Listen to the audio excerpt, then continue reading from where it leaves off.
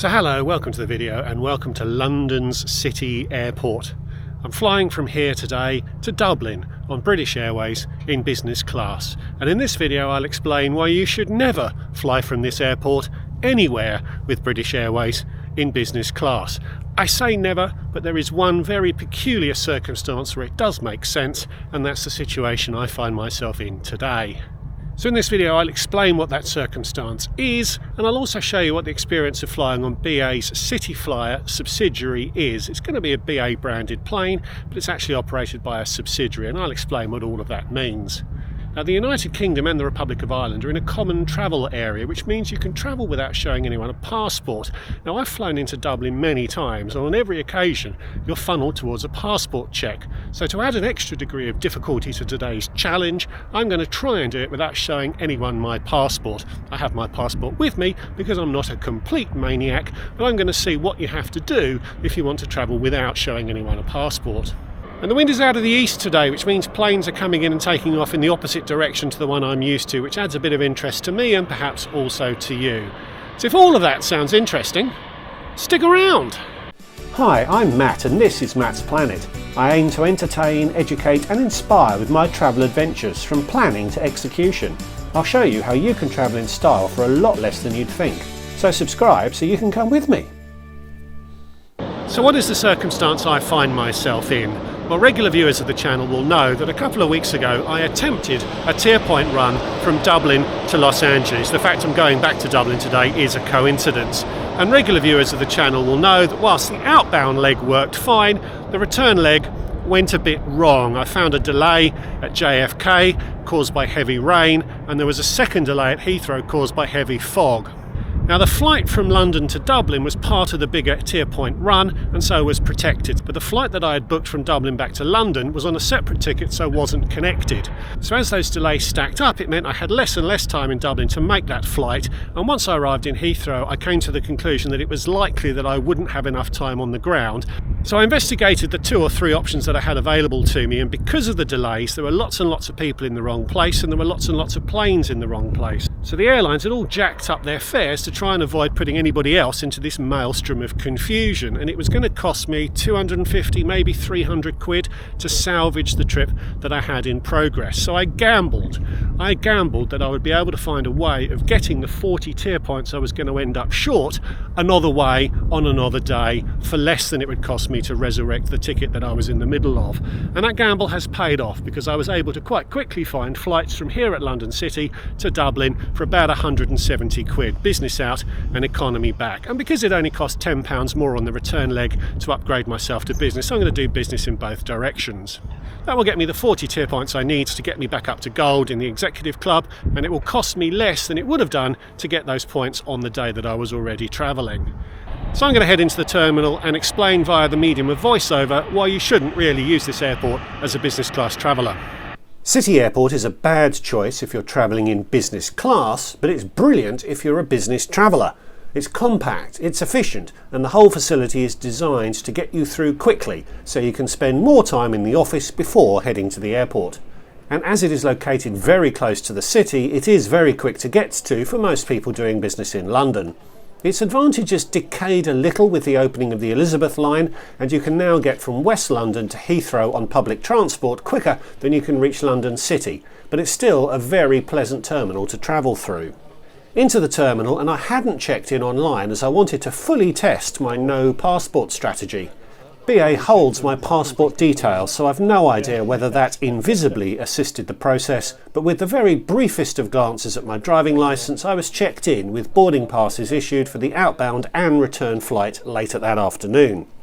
London City actually discourages people from arriving too long before their flight, as it's a small building and there's not a lot of space. Up the escalator to the security point. They really don't want you to film the security arrangements, so much so that someone spotted my camera and a security guy chased me down and asked to review the footage I'd taken to ensure I'd not taken any of the equipment used. I know the rules, so hadn't filmed it, and he was very polite in his request, but they really don't want you to film their equipment.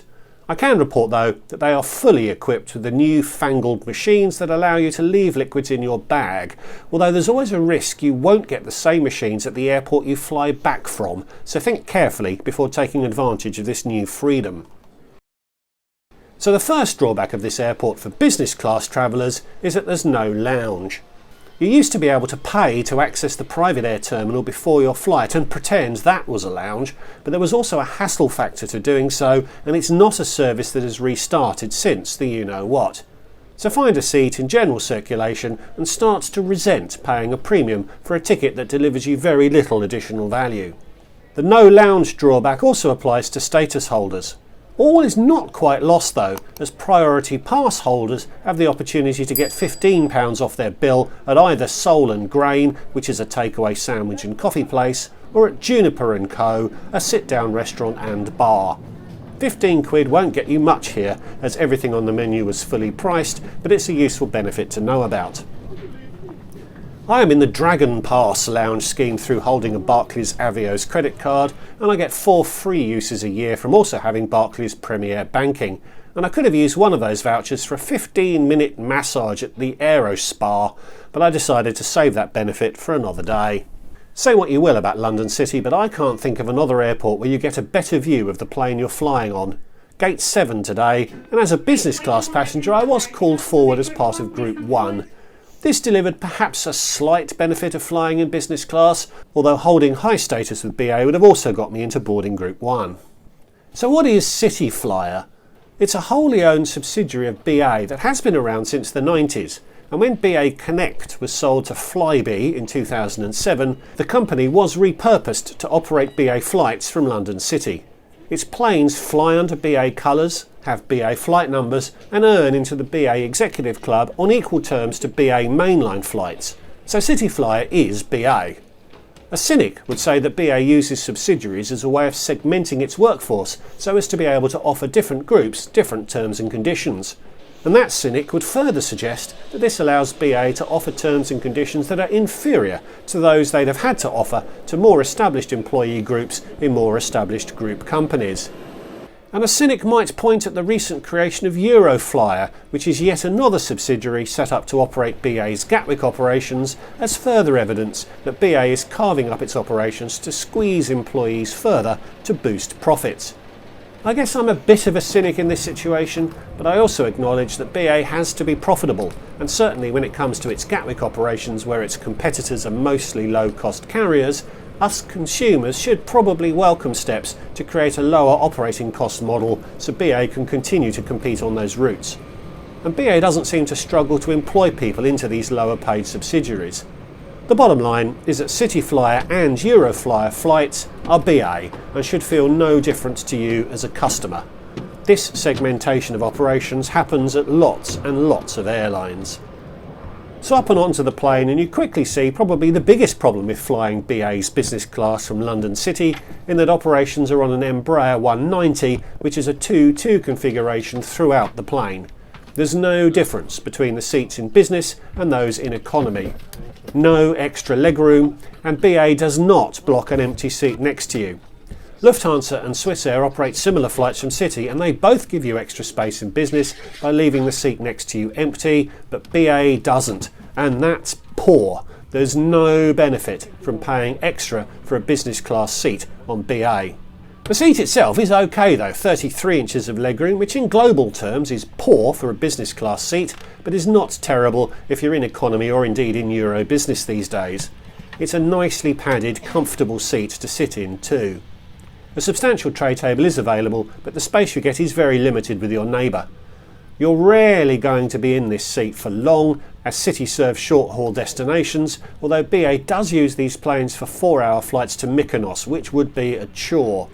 At least there's overhead air vents to keep you refreshed.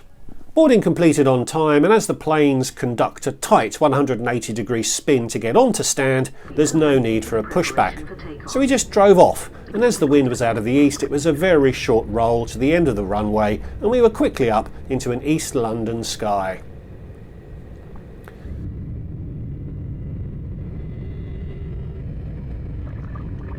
It's usually less than an hour to Dublin, but taking off to the east added a few minutes, but it was still a short flight. The service started quickly, and you quickly uncover another big reason not to splurge on business class. Well, perhaps a medium-sized reason. You get food and drink in business class, but you also get it in economy class on CityFlyer flights. It's the last bastion of free gin and tonics on a BA short-haul economy flight. Now, what you get in business is better. This was billed as smoked salmon with potatoes, and it was really very nice.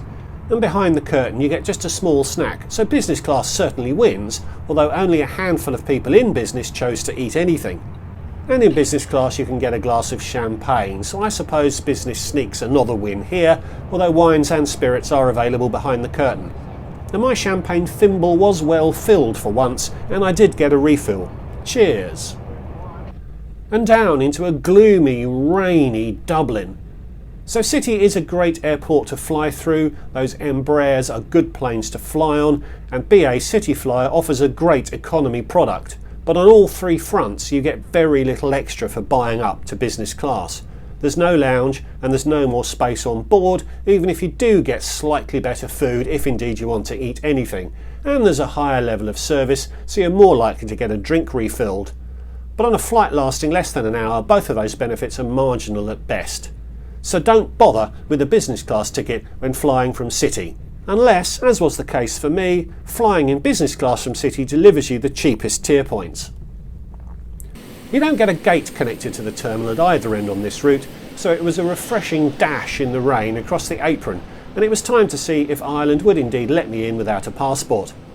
You can tell from the tensor barrier acreage that there can be lengthy queues here, and you need to get a manned kiosk if you're using a driving licence, so it might be unpleasant to enter Ireland with just ID at busier times. But it was quiet that afternoon, and the friendly agent compared my driving licence to my boarding pass, and I was through in seconds, no issues at all.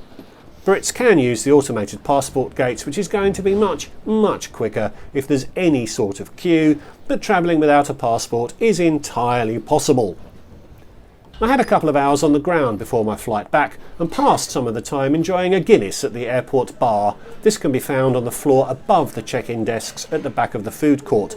I didn't attempt to split the G on this occasion as I wanted to savour it to kill some time. Delicious!